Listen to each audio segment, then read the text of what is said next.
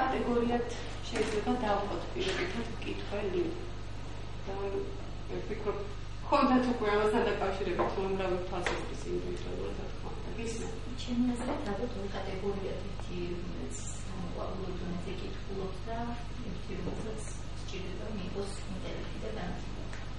ანუ ერთი კატეგორია რომელიც ესთეტიკური კითხვა პატრონაწარმოებს იღებს შესაბამისად სიამოვნებას.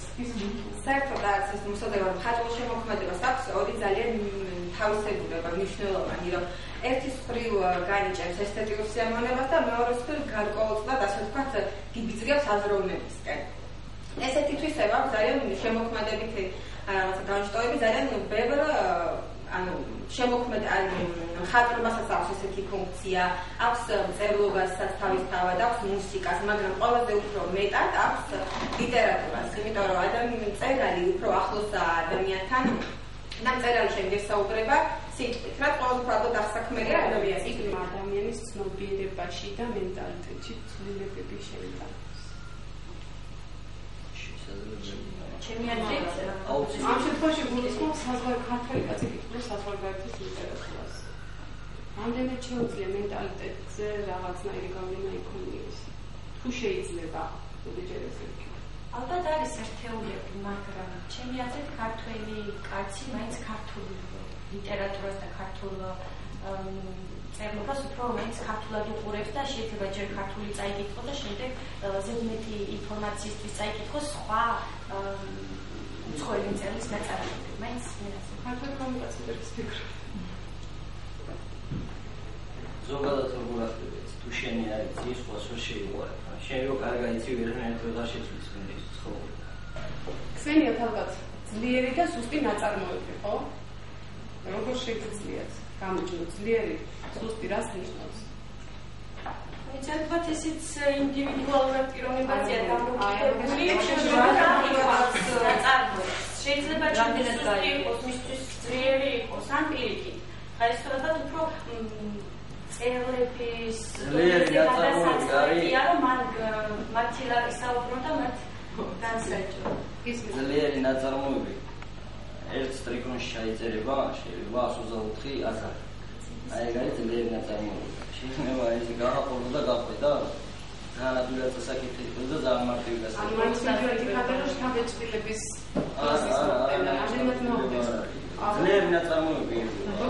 ნაწარმოებაში თავეჭდილება უნდა მოახდინოს. კი, მაგრამ არის ადვილად გასაგები ნაწარმოები, არის რთულად გასაგები. ეს ზოგადად გეუბნია. რომ აი რაღაცა ცნობილი გლობალურ რაღაც სოფლიოში გავრცელებული ინტერნეტთან და რაღაც ცივილიზაციის მართებასთან ერთად იკლებს ინტერესი წიგნისადმი. თუ გავართ რეალურად ამ საფრთხის წინაშე და მეგონი რომ გავართ. როგორ უნდა უშველოთ ახალგაზრდებს მაინტერესებს რა? როგორ უნდა უშველოთ და აზროვნებას თვითონ პიროვნული არის, ხო? შეუძლია ბავშვმა რამდენი ნიჭიერი და უნიჭიერესი ბავშვია და ადრეულ ასაკში იწყებს.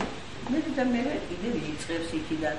ამიტომ ჩვენ თვითონმა ჩვენ ხომ იმ ასაკში ვართ, რომ წიგნი ბევრი წაგვიკითხია. ლიტერატურას, რომანიც, ის ყველა სახის წიგნი წაგვიკითხია. და ვიცით ის სიყვარული, ის სიმშვიდე, ის სილამაზე, ყველა ნაწარმოებზე, ყველა მწერალზე. თუ ჩვენ შვილებს არ ჩაუნერგეთ წიგნისადმი სიყვარული, უსიკვდილოდ დაიკარგება წიგნი და მკითხველი. დაიკარგება. ამიტომ ყველა სკოლამაც, ჩვენს და ბიბლიოთეკამაც უნდა ვიბრძოლოთ, რომ წიგნი შევაყაროთ. წიგნი არის სიმშვიდე. ადამიანი რო წაიკითხავს წიგნს, თუნდაც რომანი, თუნდაც ხატული რაღაცა, ნუ რა ვიცი, ახლა ყველანაირი სახის ვის რა სტილის ნაწარმოები მოსწონს. აი უსიკვდილოდ ხო განგიცდიათ ღამები, ხო გითენებიათ შვილებო რომანი რო წაგიკითხიათ, როგორ იქნება და ღამე ისე გათენებულა რომ ის ჩვენ მაინც დაგვიმთავრება. აი სკელი წიგნი და დღეს ბავშვები აგენ რომ გაკეთეს ერთ კურსასაც აღარ კითხულობენ. აი მე ამას ვიტყვი რომ ჩვენ მშობლებიც ვტყუი ვართ და სკოლაში პედაგოგებიც. არ იციან წიგნის სიყვარული. თუ წიგნს შეიყვარებს, უსიკვდილოდ წაიკითხავს. ნებისმიერ მწერას, განა რამდენი ქართველი მწერალი ყავს ძველი, თუნდაც ახალი. ხო მართალია ბატონო ბოჭი. ბევრი არ აქვს ქართველი ნამდვილი მწერლები. აი მწერლებს 5-6-ია თუ 10-ია, ყველა ბავშვმა და ყველა ქართველმა უნდა იცოდეს. ისინი არიან ჩვენი ერის სიმდიდრე, ჩვენი განძი, რომელიც უკვდავი უნდა იყოს და ყველას უნდა ახსოვდეს ჩვენი ქართული ისტორიაც, ლიტერატურაც, ესთეტიკაც და მხატვრობაც.